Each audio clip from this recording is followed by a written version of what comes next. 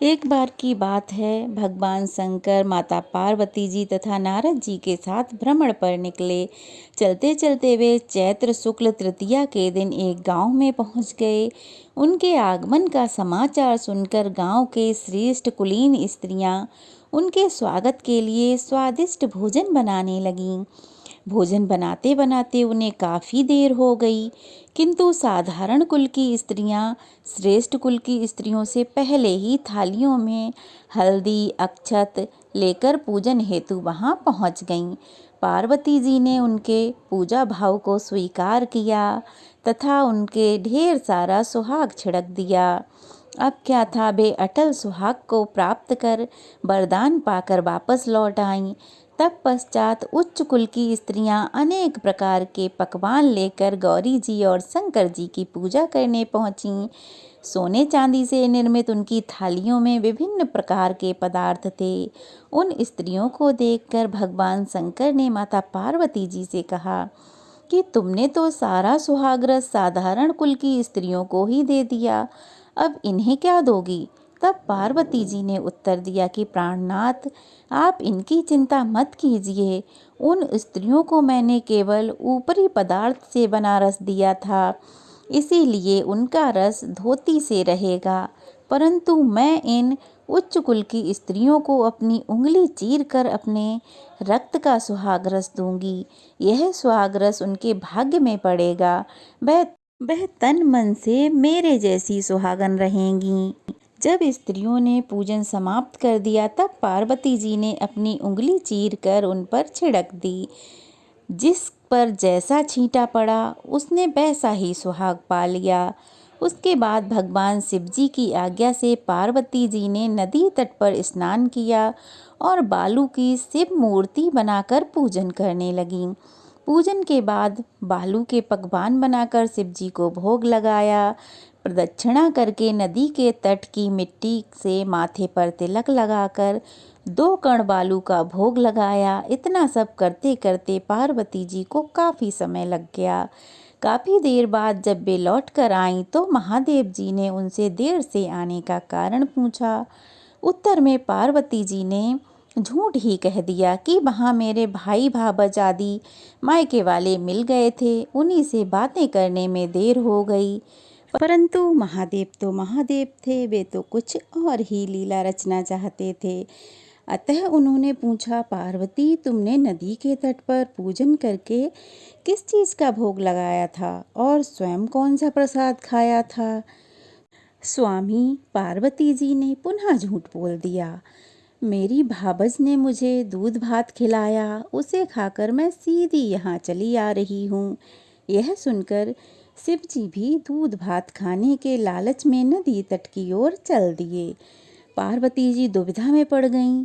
तब उन्होंने मौन भाव से भगवान भोले शंकर का ही ध्यान किया और प्रार्थना की कि हे भगवान, यदि मैं आपकी अनन्य दासी हूँ तो आप इस समय मेरी लाज रख लीजिए। यह प्रार्थना करती हुई पार्वती जी भगवान शिव के पीछे पीछे चलती रहीं। उन्हें दूर नदी के तट पर माया का महल दिखाई दिया।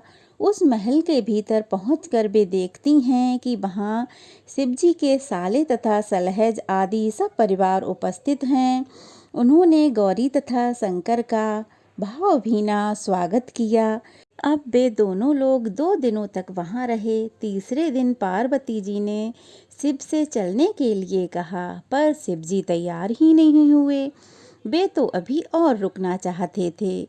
तब पार्वती जी रूठकर अकेले ही चल दीं। ऐसी हालत में भगवान शिव जी को पार्वती के साथ चलना ही पड़ा। नारद जी भी साथ साथ चल दिए। चलते चलते वे बहुत दूर निकल आए। उस समय भगवान सूर्य अपने धाम पश्चिम की ओर पधार रहे थे। तभी अचानक भगवान शंकर माता पार्वती जी से बोले, मैं तुम्हारे मायके में अपनी माला भूल आया हूँ।